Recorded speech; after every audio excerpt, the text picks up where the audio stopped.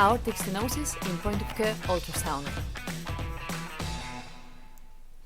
This video is directed to doctors in the emergency room, internal medicine, family doctors, or junior cardiologists. It is a basic and realistic approach to the study of aortic stenosis outside the Echolab.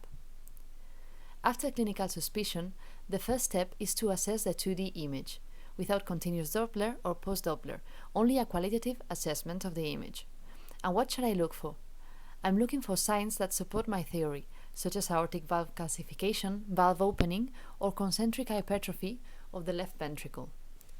This is the most important part for the point-of-care sonographist. On the image of the left, you can see a hypertrophic ventricle, and in this case, with diminished EF. On the image of the right, you can see a severely calcified aortic valve in a parasternal short axis. In the Echolab, we use different parameters to quantify the severity of the aortic stenosis, the maximum velocity through the aortic valve, the mean pressure gradient, or the valve area calculated through the continuity equation. We will now see how to calculate some of these. After a qualitative assessment, the next step is to use the continuous wave Doppler to obtain the maximum velocity and the mean pressure gradient. The Doppler has to be well aligned with the flow through the aortic valve, and this is not easy. I will need an apical 5-chamber view or an apical 3-chamber view. If I don't get the awaited curve, I must interpret it as an error of measurement, and I should still suspect an aortic stenosis if my clinical and visual assessment suggest it. But if I do get a curve like this one, I can measure the maximum velocity and the mean pressure gradient and estimate the severity of the aortic stenosis. A mean pressure gradient of 41 millimeters of mercury and a maximum velocity of 4.1 meters per second suggest a severe aortic stenosis, especially taking into account that this patient has a diminished EF and that this condition underestimates the severity. In my opinion, this is the point where we should stop. In point-of-care ultrasound, we don't have 20 minutes to make calculus, and it is not worth it, as the exact quantification of the severity of the aortic stenosis is not our objective. With the measurement of the continuous wave Doppler, we can estimate the severity of the stenosis and refer to the Echolab. If you still want to know how to calculate the valve area out of curiosity, continue.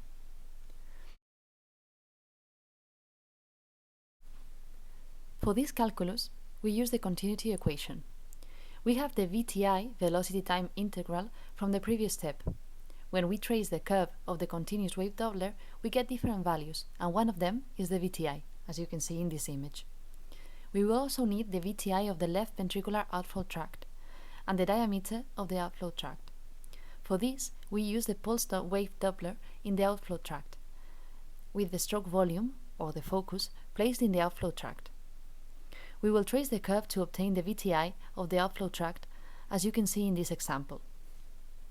We then obtain a parasternal long axis and zoom the outflow tract to measure the diameter. With all this, we introduce all our measurements in the continuity equation and we get our valve area. There is a lot of physics behind all this calculus, and if you are curious, I encourage you to study it.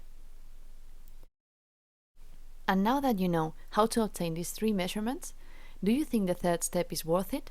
In my opinion, no, and I propose the following routine. Clinically suspect. Visually suspect through the 2D image. Try the continuous wave Doppler through the aortic valve. If you get the desired curve, you got it. If you don't, interpret as a possible error of measurement and still suspect. Now, before we finish, I would like to discuss some of the limitations. As we already discussed, it is very important to correctly align the continuous wave Doppler with the flow. And this is difficult. We have to keep in mind that in the Echolab, several measurements are made for each parameter. Also, diminished EF underestimates the severity of the aortic stenosis and aortic regurgitation overestimates it.